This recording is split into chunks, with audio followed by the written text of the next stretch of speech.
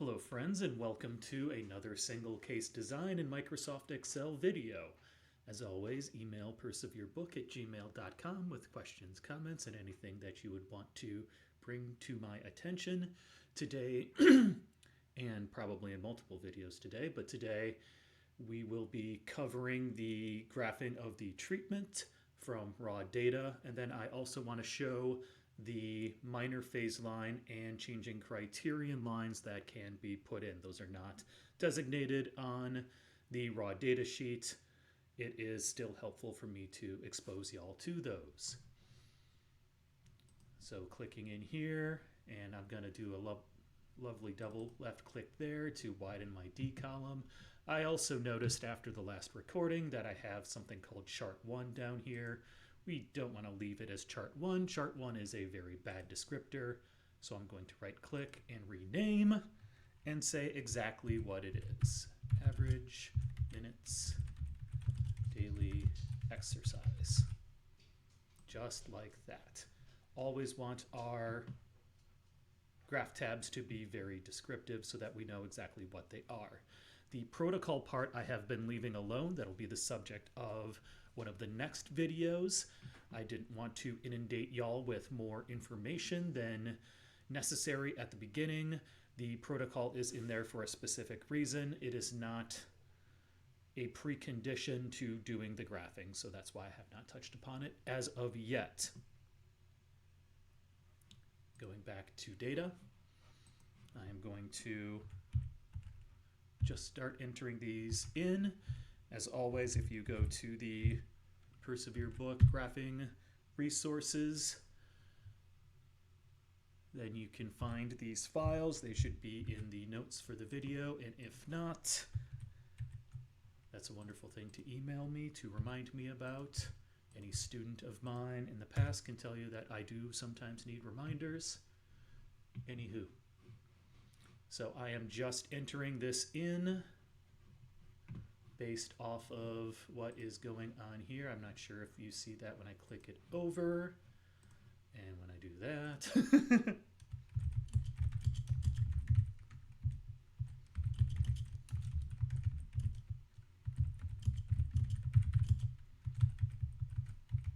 Highly scintillating content, I am sure.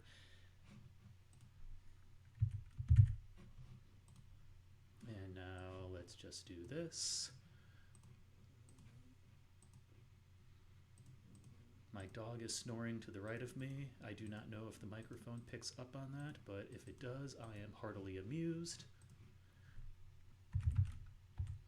You'll see a little bit of how I take care of this as I go through. I do not expect you to be as quick as I am in doing the entry, the calculations, anything along these lines. Once again, I've had to do this since I started my first practicum in my doctoral program, so I am very well versed in doing this in a rapid manner. I'm going to say that, then of course I'll probably make some sort of catastrophically simple error that everybody will laugh at me for, but I am comfortable with that because it is better to show my fallibility than to pretend like I am the most perfectest Microsoft Excel single case design person of all time. You'll notice we don't have anything calculating on the average minutes daily exercise. That is because our cells here are blank. A simple way to rectify that, if you don't want to do what we did last time or 2 times ago, let's click on a cell that actually has the formula. I'm clicking copy. You can click Control C. You can go up to wherever it says copy up here, coming over here and clicking paste. And if we click in the cell, we can verify it is, do it like this. We can verify it's taking F6 and dividing it by G6. And again, one of your best friends in the spreadsheet part of Microsoft Excel, hovering over the bottom right of the cell of the box, left clicking and dragging down, drags down the formula so that it corresponds to what I want it to correspond with. Now if we click back over here, aha, my data has shown up. And a quick survey of the data says that we have no overlap of data, that the highest point here is much lower than the lowest point here. If I come in here and I draw a non-scientifically precise trend line, we can see that our trend is going up. And that is exactly what we would hope to see in treatment. If these were actual data and not something that I made up about 20 minutes ago, I would continue with this treatment to see just how high this could go before plateauing or coming back down. This is a very great indication. I would let it keep going. Clinically, I would do things differently depending on the particulars of the client that I was working with, but for behavior change at home, working with your own behavior, you're probably a little bit more likely to keep something in place that if it's working because you're trying to build this habit. You're not trying to, as the behavior analytic folk would say, demonstrate experimental control, words that I probably will never say again on any of these videos. I'm clicking undo to make the arrow go away. I'm going to click back over to data. And remember, we have our minor phase X and minor phase Y. Let's say we were going to tweak our treatment. I didn't even spell out what the treatment was.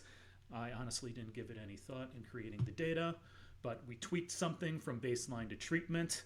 It looks like it is doing a good job at increasing average minutes of daily exercise. But say we wanted to tweak something else, but it wasn't major.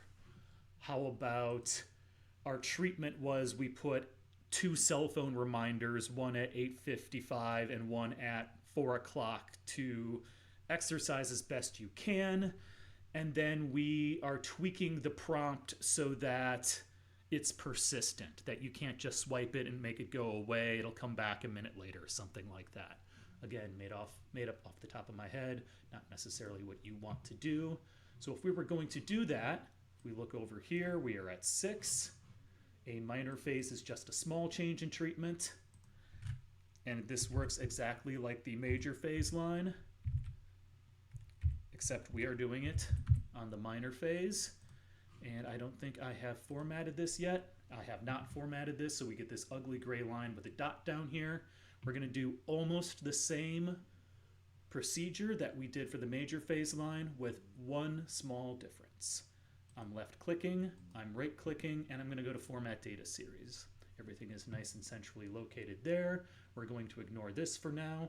This is something I will address in a later video. Those of you that want to correlate your behavior of exercise with your weight or with a body measurement, a secondary axis is what we're going to most likely employ to make that as easily visually discriminable, if I use smaller and better words, as easy to compare.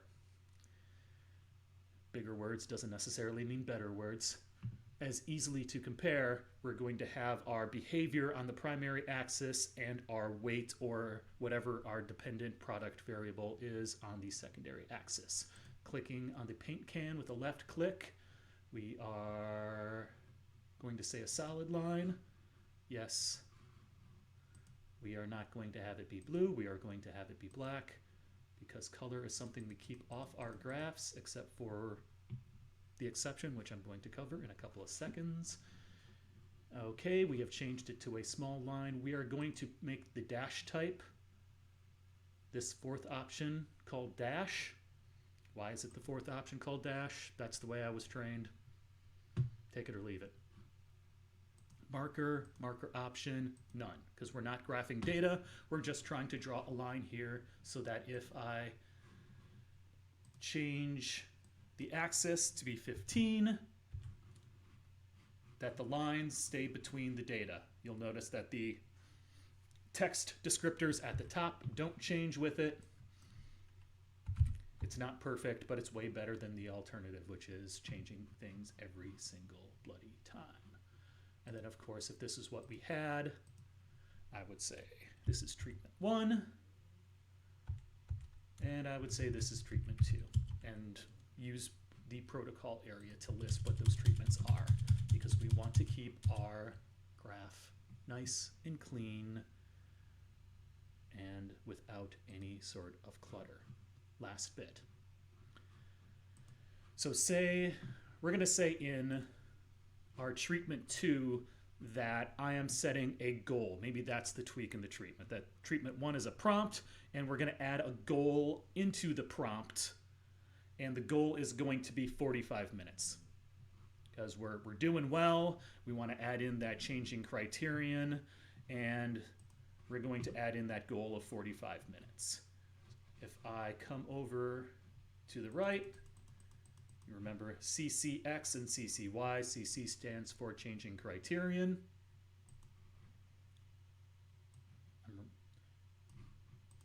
Just as a reminder, you're going to want a blank row after your minor phase change so you don't have lines going through lines. Anywho, changing criterion. So instead of drawing a vertical line, we're going to draw a horizontal line. And we don't want the horizontal line to go the entire length of the graph. We only want it to go for specific weeks that we are setting this goal for. So I am going to say on the x-axis, we're going to start it at 6. No, we're going to start it at 7. But we're going to say between 6 and 7 just because it looks prettier if I recall. And 7, 8, and 9 are included between 6.5 and a 9.5. What is our y value? It's 45. This is our goal. Just let that soak in. You don't necessarily have to get how this is all working. With Microsoft Excel, single case design, applied behavior analysis in general, it's going to be those repetitions where this starts to unlock and starts to make more and more sense the more and more you use it. This is not something where on the first pass you're going to readily understand exactly everything that's happening. I can tell you that that is absolutely not how I learned any of this, whether it was in the classroom, the clinic, or any other space. Now we go back to our graph. Oh, nothing's there. Why is nothing there? Left click on the graph, right click, come to select data. If something doesn't show up where we expect it to, we go to select data and aha, there is no changing criterion line even in here. We'll pretend like I did that on purpose. We're going to click add. This should seem familiar. X values. We're going to do that. Our good friend 999. And we're going to do that. And our good friend 999. We're going to hit tab. And I think that's the way to keep it at 999. Click OK. Click OK. Now we've got just an awful, awful line here that just looks terrible. So we're going to, of course, make it look less terrible. We're going to change it to the color red. The reason why we're going to do that is if we have two dashed lines and they're both black, it's going to be kind of difficult to tell. You could change them to different types of dashed lines. You're going to be staring at your graph. You could rely on the fact that you know that the horizontal ones are criterion goals and the vertical ones are minor phases. Let's just break our rule and just use a little bit of color. I can be psychologically flexible. That is what I am demonstrating. Dash type, good old-fashioned dash. And now we have a changing criterion line that will do the same thing as the phase lines if I change it. As far as the x-axis, it will stay where it was before. And importantly, if let's say if this person doesn't meet their goal of 45, you can just go in and say, hey, we need to extend this 3 days. Change it from 9.5 to 12.5. And if I extend out, we'll see that the graph or that the line is longer than it was before. Going back and just quick changing it back because we know we'll do 3 data points and we don't have those 3 data points there. Changing it so that everything aligns and everything is nice and visible. What we're hoping for is that our dot for 7, our dot for 8, and our dot for 9 are up here above our red line. That is what we are hoping for with a changing criterion, because if they are all above the line and that the trend is either stable or going up, then we can, for 10, 11, and 12, do something like this.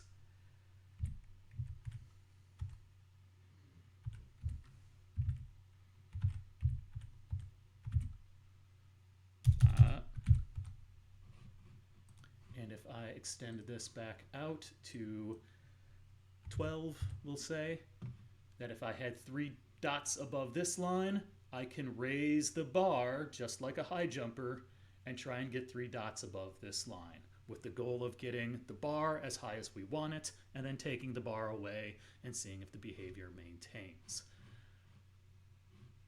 I can't abide. Anywho, this is the end of this particular video. I'm going to try and get a couple of these caught up on. I know I didn't post last week toward the end of the week because of house sale type things. This bothers me. Small window into my world as I'm tweaking things as I'm talking. As always, I thank you for your patience, your time, your suggestions, and everything like that. And hopefully I'll see y'all around for another video.